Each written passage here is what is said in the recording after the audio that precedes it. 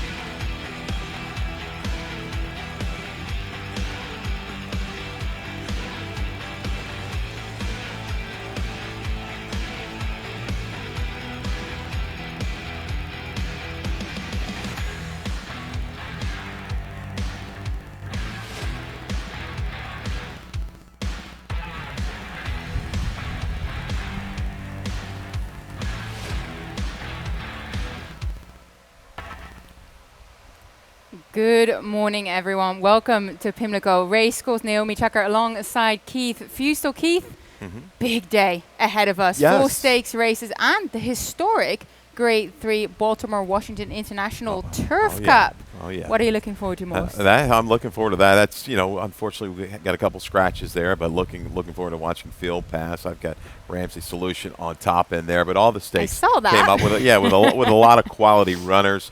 I know it's a tough time this time of year to really kind of hustle and bustle and get everything going, but we may be a little bit light on the numbers, but we are very, very strong on the quality of these horses this afternoon. So yeah, hats off to Trish. I know she was working very hard to get these stakes together.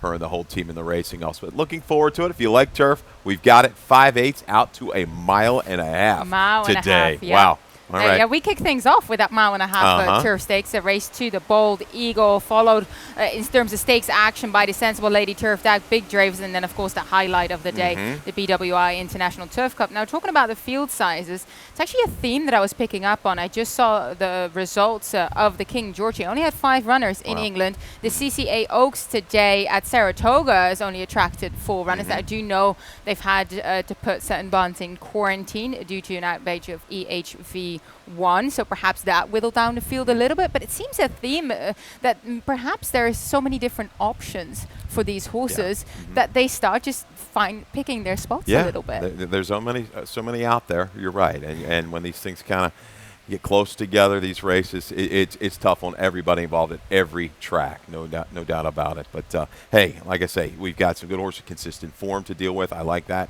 One I'm betting. Some days you look at the card, everything's just out of whack. There's some consistency in here. Are you going to have a blow up kind of a day? Maybe not, but you can have some confidence and really maybe pound some of your exactas or your pick 3s or pick 4s, however way you want to attack today's racing card. Yeah, I do love it when you start texting me about all the exactas that you hit, creating yeah, value there. But those are the horses that you give out every time during the morning show. So let's hope that you're accurate again today. We've already mentioned it, but we keep on highlighting it. We have a First Bet brand ambassador, Abel Cedillo, on the West Coast. Every time he gets a winner at Del Mar, $100 sweepstakes. They're giving it away to anyone who's betting with Express Bet or first bet. So for details, go online, go to first.com/bet/promotions and check out how to get involved, because who doesn't want an extra $100 to play the ponies with? Absolutely. We need a rider here kind of being our ambassador, right? Who can we get? Charlie Maybe, Marquez. yeah, somebody wins a lot. Yeah. I think he wouldn't mind being a brand ambassador. Young, hungry, leading the standings, writing nearly a winner a day. Perhaps that's not good for the offer, though, that everyone is getting a possible $100 nearly every day here. But let's have a look at the track conditions. Fast and firm. And from what I gather, we're set for a lovely day of racing. Absolutely. It's another beautiful day here in Baltimore. 80 degrees right now. Just a little bit of a light wind, humidity down. I'm loving it.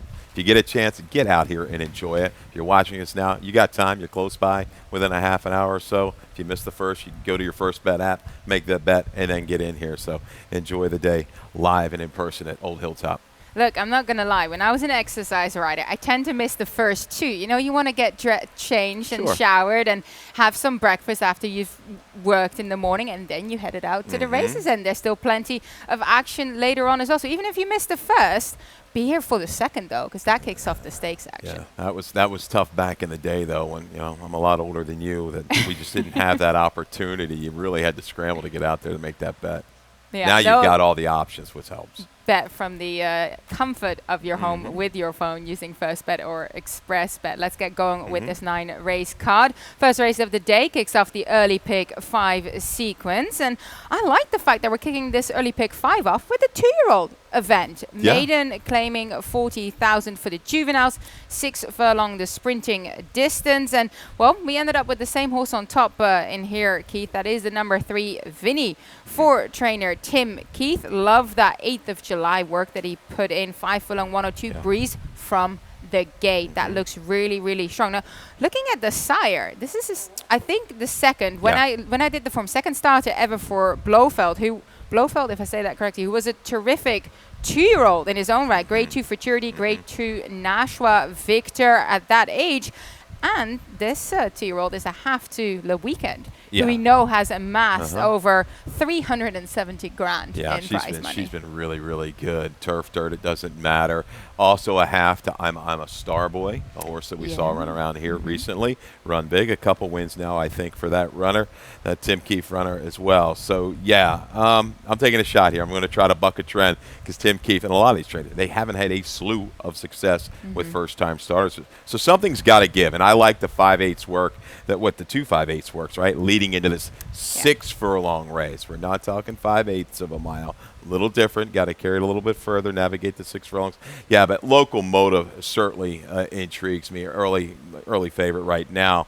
But looking at the workouts, you know, that 35-4 Timonium looks like he might have worked along with Buff My Boots, right, who galloped here by 10 and change a week or so ago. So that horse ran a big number for the same owner, for Bird Moberly.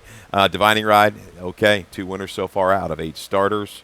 Doing well. The mare was good, 8 for 40. So there's a lot to like about Locomotive as well. Yeah, no, we have similar horses in here. I use the 3, 5, and the 1.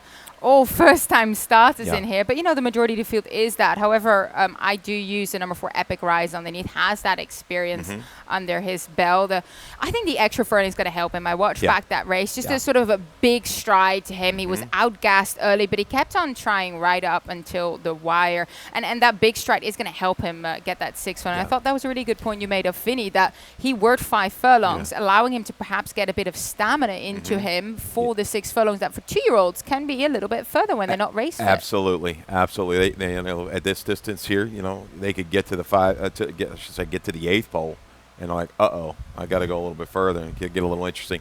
That extra stamina build up might help the 3. Vinny, you talk about the 1 Sky of Gold. I throw this one into the mix as well. By Fastana, okay, first time out. Sky give him 1 Turf and Dirt, and this is a horse I have to Mosler Safe, who was second in debut with like a 58 fake. So that works. That works in here. That works and in this good spot work for leading in out of the gate. So, yeah, 3, 5, 2, 1 for me. Gallant Gold had to hook Mr. Mox, who came back to run big again. Mr. Mox also by Divining Ride, so the sire of the 5 horse. So, yeah, there's your field. Yeah, Mr. Mox, a nice maiden special weight winner for Jamie Ness. Race number 2 kicks off the stakes action here. And all of our 4 stakes races are on the turf, but this is the longest of them all, going the classic distance. Well, classic distance we say in Europe, Epsom Derby distance, a mile and a half for the Bald Eagle Derby, as they say here in the United States. And you and I went with the outside horse here, the runner for trainer Jonathan Thomas. Impressive debut score, but perhaps also still unexposed at this distance, but so are all the others in this field. So I'm not holding that against him. I'm assuming you've looked up the pedigree. I did. Yeah, you were talking about that yesterday, and you made me kind of get on the computer this morning, and I checked that out. It's a very good one. What a family. Yeah. And it's ground, and more ground, and these are all graded type horses that this 3-year-old is kin to, certainly. Only one race under its belt. Lack of experience, I'm not too concerned about that today. When you can beat 10 other horses in debut like that, had a little bit of traffic issues leaving the far turn, still sustaining get up and looking at that family, I think he's going to be fine right back here at the mile and a half distance. Won't have to deal with nearly that much in this race. Just got to navigate the distance, which breeding suggests he should handle no problem. Yeah, and then the one runner in here that possibly has the most experience going a little bit further than the others, mile and an eighth in his last outing, the number 5, Wootton Asset for trainer Graham Motion. That was in the grade 3 Kent, only beaten by 2 lengths that day. Gets a little bit of class relief, relatively speaking here. I think we both really like experience, but he's the horse coming in here with that kind of experience, and second after quite a break, 260 days off. So you think that mile and an eighth, which you know isn't easy after a break, really got him ready to possibly use his stamina in here. Absolutely. A horse that ran pretty quick at 2. Jumped up, improved figure from 2 to 3. The Lasix went on. We're going to be second-time Lasix again.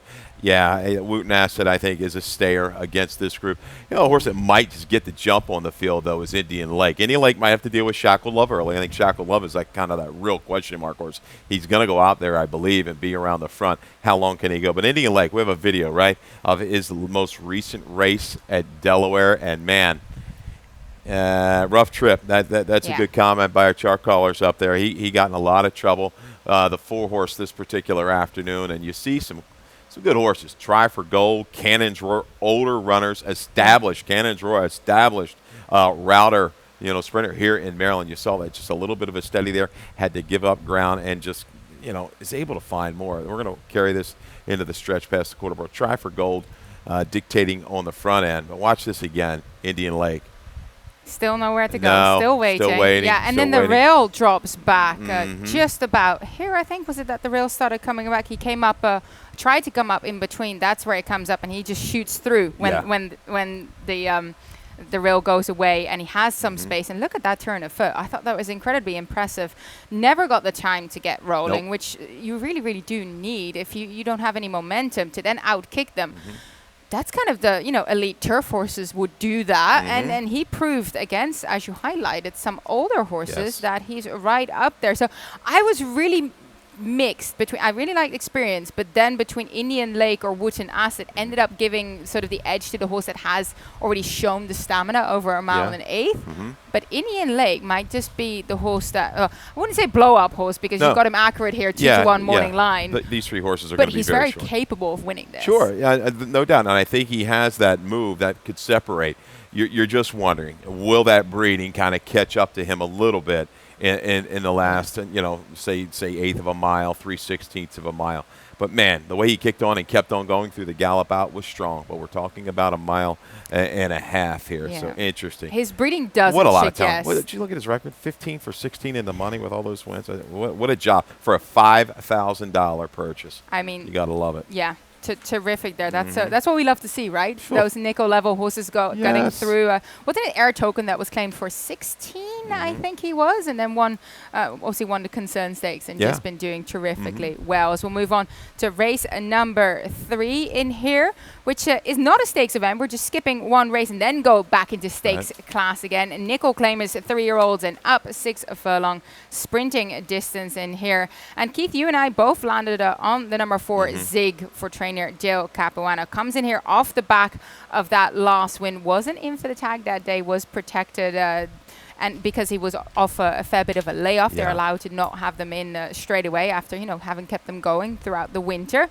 Really looked like he came back fresh and solid again after that. Yeah, and Dale, if you go out and watch these horses live on track, sometimes you can't see it on the television, but he likes to use what we call like the hood, like the earmuffs. The earmuffs. On a lot of these fillies and mares, for the most part, it looks like. And I can't remember if she had it back at Laura, but she came back with the break, had it on, was focused, loved the price. We liked her that day. She was protected with the waiver, was able to dictate. They're not going crazy here, right back trying to take the next step up through the conditions. Got a big assist with the scratch of the 5 because I thought Shaq's Hidden Gem was going to try to take it to her early. With that scratch, I think it leaves her alone on the front end again. She just relaxed last time and kicked away. I see a similar trip for as long as she breaks this afternoon. It's a Rizig. So short price though. Yeah, I agree with you there, especially because there's no real speed on her inside. So that allows her to come over, get that real guidance. Maybe Family Fortune might want to press her a little bit just to make her life harder instead of allowing her to kind of scoot away with things.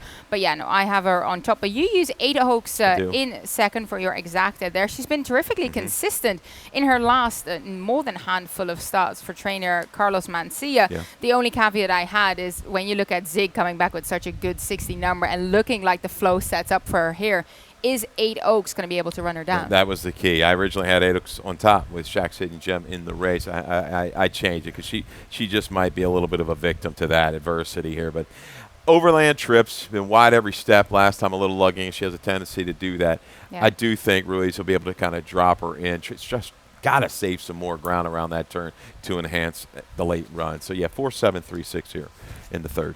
Next race is a stakes event again, but also the start of the Rainbow Pick 6. $21,000, 480 already in pot. Well, that is bound to grow today, especially with that nice stakes action. 3 stakes races in the Rainbow Pick 6. Also started the Middle Pick 4, but we'll start with my ticket. I created a Rainbow Pick 6 ticket. Trying to keep it cheap.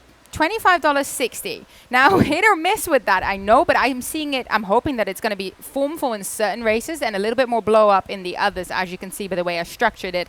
Race number 4, I used the 2 and the 5. I feel like it's what a trick for Ken Sweezy coming in, sort of the unknown influence against Golden Can. Absolutely love her coming in here. She wasn't even aggressively ridden out the gate. She just has a lot of natural speed, sits handily, and then when allowed to go for Toledo, she's like, all right, let's go, and fights for it, looking for a 3rd win in a row. And then in that Claimer 5,000 numbers at 2 lifetime, I go 4 deep. I use the 1, the 4, the 5, and the 7, just hoping for a bit of a price, but Scottsdale on the rail is my top choice in there. Race number 6, the big Dreyfus, go 2 deep again here.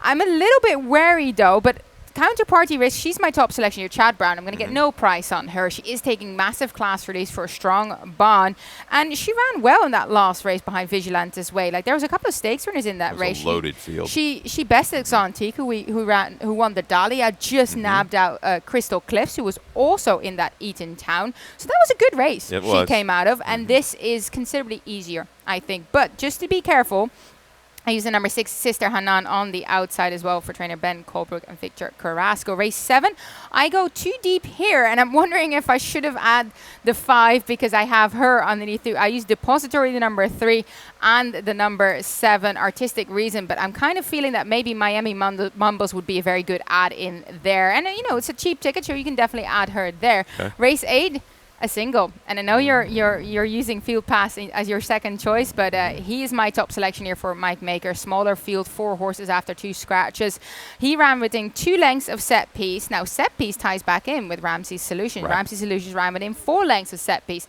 Ramsey Solution did it off a layoff, granted, but Field Pass, the Mike Maker stable, is flying. 3 winners yesterday in Saratoga from 4 runners. So Mike Maker here at Pimlico during Preakness weekend was the winning most trainer. Got the Black Eyed Susan with Army Wife. Like, I'm going with Mike Maker in this spot. So let's hope he'll deliver for me. And then the nightcap, I use the 1, 2, the 4, and the 5. As I said, $25.60, maybe at the 5 in race 7. The more I look at it, I kind of want to back myself in, but I think this is a good structure to kind of get you going. Now, over to you, Keith. You have a middle pick 4. I've got a middle pick 4. That's more expensive than your pick 6 ticket. Oh, that's hilarious. That's a problem. and I'm going to whittle it all down to a single. Kind of a Tim Tulloch movie. He likes to do that, kind of break it all down and then with a single. So that won't be. I don't think will be the favorite. So yeah, 1, 2, 3, 4, 5. I really, it's hard for me to split these horses in race number 4. Race 5, we go 3 deep with the 1, the 5, and the 7. Get Lit is my top selection there. The 5 horse, I think, will be able to kind of rally into the pace. Race 6, 1, 2, 5, 6. Again, I counterparty risk will be the favorite.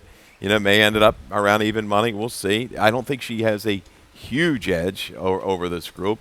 And then I'm going to single Miami Mumbles, number 5, in race 7. Got a stat for that the one I as left well. out and was All right. wondering that I'm thinking I should You left plenty of room with your ticket for Yeah. people to add on. So shame True. on you if you don't, and the horse wins. So $30 there for that middle pick 4.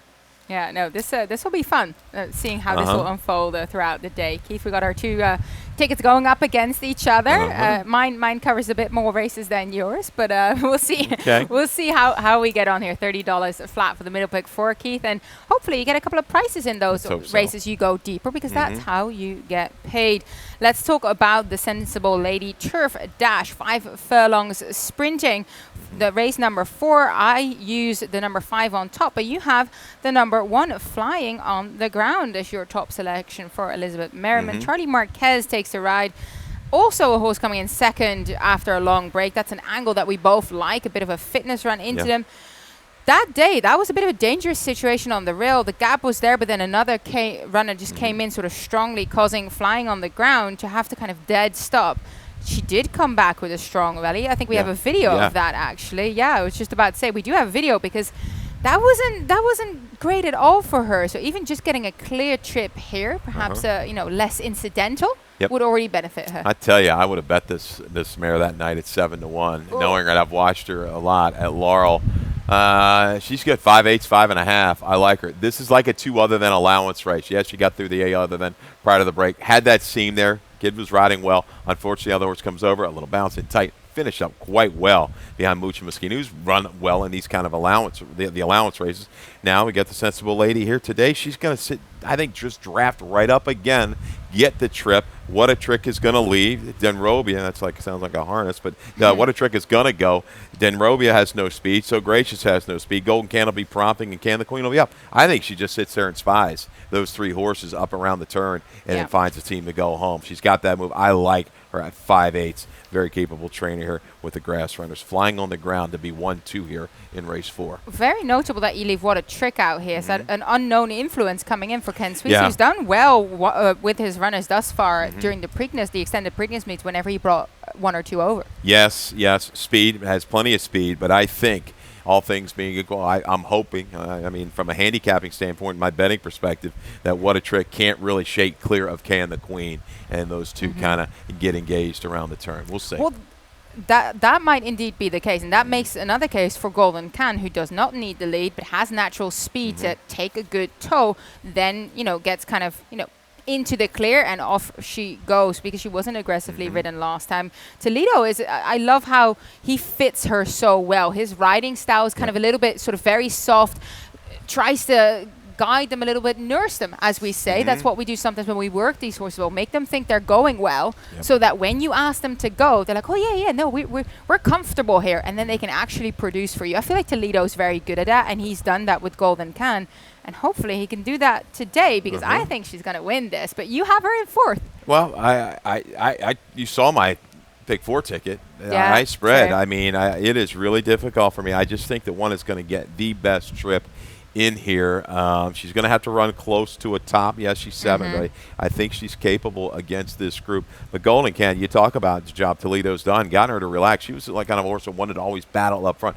She's showing the ability, to rate and relax a little bit and finish much stronger than you see even on the go back, where she ran against horses like Introduced Beantown Baby flying on the ground. She's a different filly right now. She's in top form, and with a barn that doesn't run a lot of horses stakes, you're going to get it. I still think you're going to get an okay price on her. Which I hope as well. But I agree. I feel like she's developed herself to the next level mentally, especially as we'll take a quick break, and we'll be back with the last section of the card. And they're off. Second in the 2-pap. Round off her inside.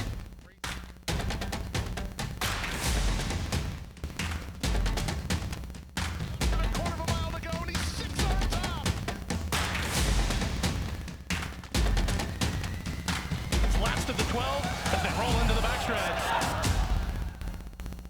Welcome back to Pimlico Racecourse. We're on race number 5. Nickel Claim is known as a 2 lifetime, 5.5 furlongs the distance here. I'm on the real horse, Scottsdale. I know that you use Get Lit on top, but I think he's going to show plenty of speed for Eric Saltzman Jr. and dropping down from, claiming 12.5, claiming 16 level last time out. Yeah, and if you compare, I like these 5.5 races. I like to kind of just look at the quarter mile times too, and kind of just see who really is the speed of the speed, and when they want to use it. I do think Scottsdale here, aggressive move back down to the nickel, is gonna be able to give it a decent break, get out there with JD, get to the front, might get some pressure. That's the key. Is he just going to get softened up just enough? If he clears, I think he might be gone. But that's why I like Get Lit, just kind of keying up the way Championship Alley ran yesterday, got through the 3 in the life condition. A good race against the bias, 2 races back for Get Lit. I think Get Lit will just kind of be poised to sit, a couple lengths out of it mid-turn and to just kind of steadily progress. If Scottsdale clears, though, he is that fast. But I think Zip the Lip can keep him honest up front. Yeah, we'll see how that pans out as we move along to race number 6, the Big Dreyfus Stakes, mile and an eighth on the turf here. And let's start with a video on the number 2, Counterparty Risk for trainer Chad Brown. She'll get plenty of attention. She's by Australia, the Derby winner. And this is just a filly that is also getting incredible class relief. But we're not looking at that last race from Edentown, but we're looking at the Tampa Bay race where you see her up front there. She was much the best. Just kept on fighting. You see horses coming at her, closing, right? She kind of kicks again. Yeah. She just kind of moves away from them again. Yeah, once she got through, she, felt the pressures, and that's it. You're not going to get by me.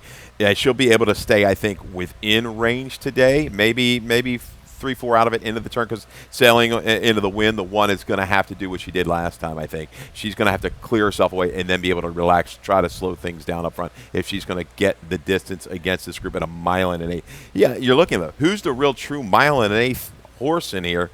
I don't know. I think No Mo Lady, I remember some of the races she's run on the go back. That race at Laurel last summer was really, really big. She had some trouble against She's on the Warpath, who keys up against these horses. I think No Mo Lady, reunited with Pimtail, third off of a break. I think she's got the right kind of finishing kick to maybe just wear down the 2. Sister Hanan, you've got to use that one as well. Yeah. This horse got victimized by a slower pace down inside, just really didn't want to kick on, was willing, but I think was just hampered by that trip last time out. Yeah, I mean, all eyes are going to be on the number 2, Counterparty Risk. We just highlight the Eatontown Graded Stakes winners in there. Xantico won the Dahlia, she bested. And then Crystal Cliffs below as well with Counterparty Risk. I thought that was a terrific race. So to me, the class coming in here. But you're right. You've got to be careful of No Mo Lady as well as the number 6, Sister Hanan, because both have run, kept the right company, got the numbers to match Counterparty Risk, and are most likely going to take a lot less play and going to give you a bit more bang for your buck. Absolutely. There's just not enough separating, these 3 or 4 horses. You've got to look for your value in your exactas and your multi-races. I mean, Chad Brown's come down here the last few years. He's been a little chilly on the dirt. He's done much better with his turf runners, and that's why you kind of give him a little stronger look here. But is she vulnerable at 6-5 even? Absolutely against I this think group. so as well. Yep. Yeah, and don't forget Sailing to the Wind on the rail. She was terrific in her race after a layoff. She came over from the outside and made it look like she was just having a bit of work in the morning on the grass. Took them all the way, big odds, 15-1 as well. Just it just showed her in a whole different light. And I thought, if she can build on that, if she can continue that progression, because that was quite a jump up in terms of her performance. Can we see more? She is a 4-year-old. She hasn't raced that often. She's 3 from 8. It is Brittany Russell. We know that she can develop these type of horses and really bring them on. Yeah, I think Tightly Twisted is going to be the one that wants to keep her honest. I think she's got enough positional speed to get up close. She can finish as well. I mean, she's definitely going to be about an 8 or 10-1 range, and is not completely out of here. I'm telling you, this is a good race. I expect a very tight finish here. Yeah, I'm very much looking forward to the big Dreyfus there. Race number 7, first level allowance. We're back on the main track, mile and 16, 2 turns. And you landed on the number 5, Miami Mumbles, the horse that I was saying, I think I should be putting him in my Rainbow Pick 6. First off the claim for trainer Claudio Gonzalez. Well, we know his stats, 26% and around about there all the time. He's, he is aggressive with them. He places them where he needs to, but this horse steps up from that claiming price. Now that makes us all go, does he like Pay this a horse? little closer attention. We've got a stat just kind of maybe solidifying that. How about this? Last 3 years on the dirt, Claudio, 9 for 24, 38%, 14 for 24 in the money. First off the claim, and boom, right into an allowance race.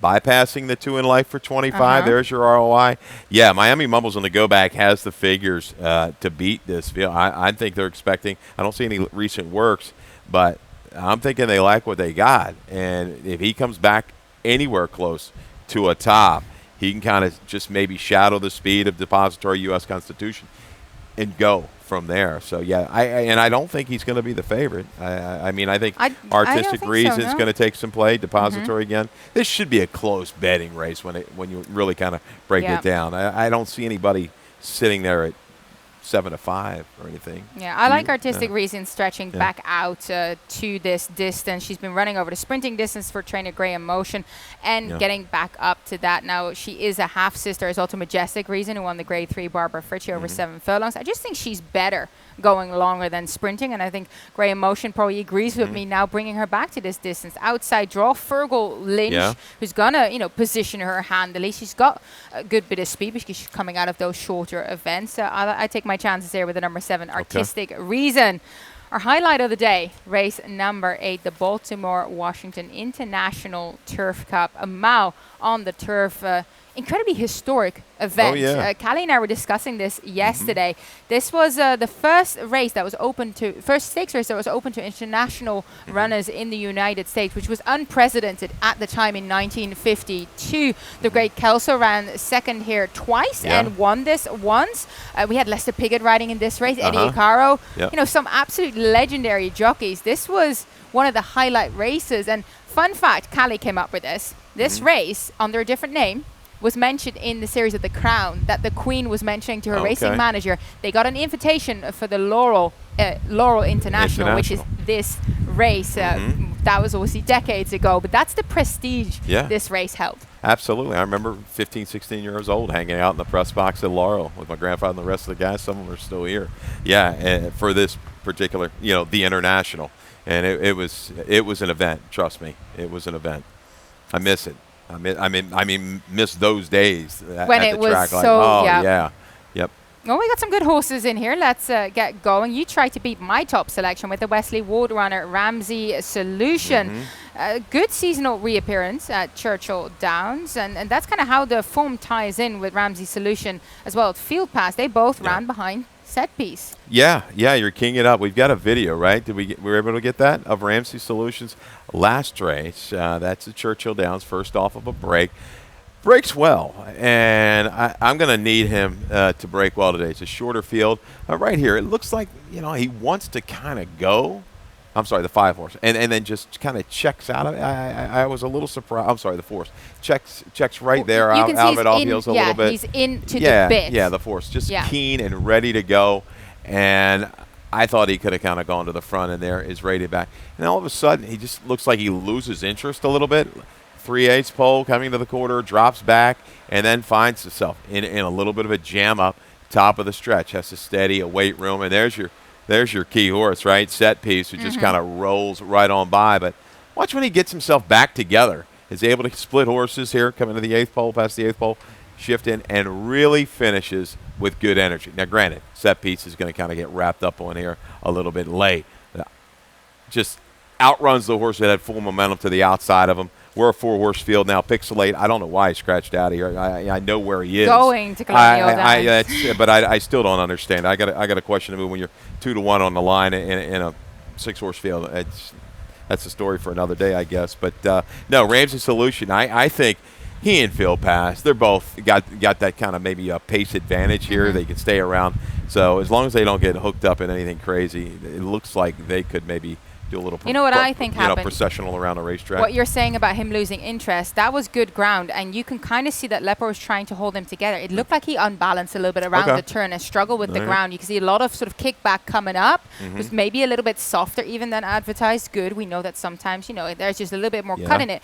He seemed to just trying to have to find himself, and then once he did and rebalanced, he came with that run. He did, and he's going to find a firm turf today, so won't be the chance that this happens again. And I actually think that makes him much more attractive. Just seeing that kind of excuse, he might just do a lot better here. I'm going to go with Field Pass on the rail. Mike Maker, 3 from 4 runners yesterday at Saratoga. Cleaned up when he was here during the Preakness meet, winning the Black Eyed Susan with Army Wife. Field Pass, much needed drop in class. 2 grade ones he ran in his last 3, and then the Wise Dan grade 2 in there. I think Victor is going to try and send him to the front, settle him down, be cute, take him back. Victor likes doing that. And then when they let him, he runs away with it. So I'm hoping that he can kind of do a repeat feat here. He's done it on a fair few on the turf before. Yeah, you're looking at this race. He moves outside to inside. That's an old favorite angle of mine. It should improve him a couple lengths, you would think. But the opening 1/8 of a mile is going to be very interesting. Who wants to go? Field Pass or Ramsey Solution? Who's going to go? And as I said, I think if they can avoid a real battle, they may get engaged maybe from the 3/8 pole home. But I think you're going to be in for a real horse race from the top of the stretch. I agree. With these two. I mean, Field Pass, you're thinking, well, he really hasn't come back in great form.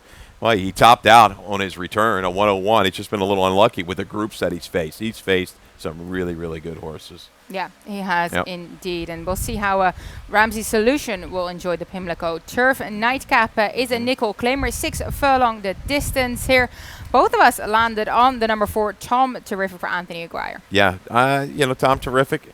He ran at some good horses at Delaware. These horses were in form. Holy Saints went on a roll, storming my way as well. Has been holding good form. Now, the one key, check him out in the paddock.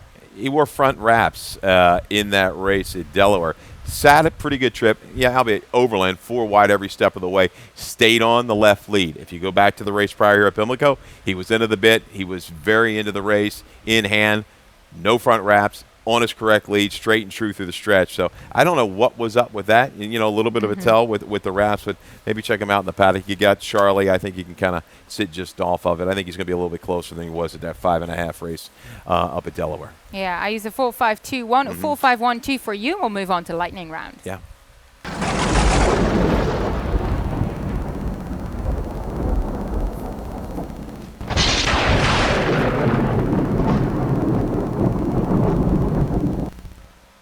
We got the match series continuing, the 31st of July, 12:40 p.m. post, the 100 grand Deputy Testimony, the 100 grand Alma North, and the 100 grand Chalendon. We love the match series, such a great local incentive for horses to gain points with victory and then perhaps get a lucrative bonus afterwards. Absolutely, good for everybody involved, and especially the fans, so they get a chance to maybe, get some favorites. You get the chance to watch some horses, follow their form all the way here around the Mid-Atlantic region. That's good. I mean, I prefer that. The old days, you'd see those horses run every 2 weeks, and didn't even need a racing form after that. You kind of knew everybody. Yeah, their running styles, what they like, and hopefully we'll see how they queue up against each other.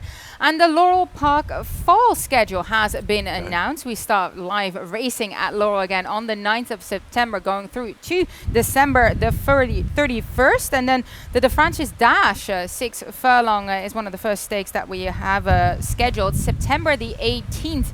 How much are we looking forward to getting back to Laurel? Back at lovely Laurel. Well, the commute for me is a little bit further, so opposite for me. But yeah, and like I say, I like the change of scenery. I wish we could do it. I'm not in management, but break things up a little bit back and forth. That's my opinion, but nobody cares really about my opinion. Pimlico is obviously such a historic track, but Laurel's home for most of the horsemen and women here. That's true. So I think it's great for them to get back in their normal routines again. And you've got a little bit, Laurel, maybe a little bit more. The distances. Some of these horses have been accustomed. The one-turn mile. It's a little different thing here. But I think that's what makes Laurel a little trickier to handicap. So as a gambler, I find it, usually a little bit more easily get consistent distances here at Pimlico. So it goes both ways. And then we have to congratulate someone on their first winner as a trainer, Sean McDermott with Favorite Image. That was in race 5 yesterday on the turf there. All we can say is onwards and upwards, and let's hope that he will get his picture taken much more frequently. Absolutely. You always see, trainers get their first win. They put a lot of time and effort, heart and soul, blood, sweat, and tears into this game. And it's hard to win a race. I don't care what anybody says. It's not an easy game, but that was good. I'm sure they were very excited. Well in front, turned away the challenger upper stretch, and Jock just hold on from the top of the stretch home, and he did. So that was good. Well, this gelding nearly gave him his first win in his last that one, got beaten by a head. So glad that he was the one to end up giving him that first ever victory. I can't imagine how it must feel, the excitement and just feeling, that's it. You now officially got going with your first win. Yeah, and you hope that would maybe bring him an owner or two. They see somebody, have a lot of horses. Hey, let's give him a chance. Absolutely. That will do it for us this morning. 4 stakes races coming up, highlighted by the Grade 3 BWI International Turf Cup. That is race 8. Callie will be joining me this afternoon, and Dave Rodman will come up next with Scratches and Changes. Good luck, everyone, and have a fun day. You got it. Enjoy your day. Good luck.